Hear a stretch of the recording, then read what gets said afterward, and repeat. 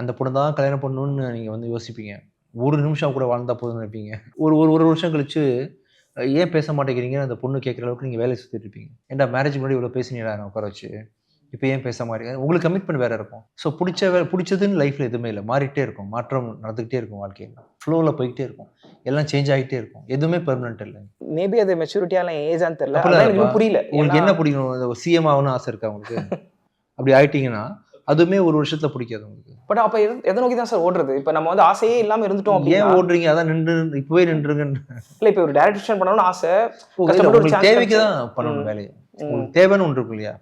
இப்போ உங்களுக்கு நிக்க முடிஞ்சா நில்லுங்க. நிக்க முடியாது. அடுத்த மாசம் சம்பளம் இருந்தா தான் அம்மா, அப்பாவ கவனிச்சுக்க முடியும்னு தேவை இருந்தா நீங்க ஓடுங்க.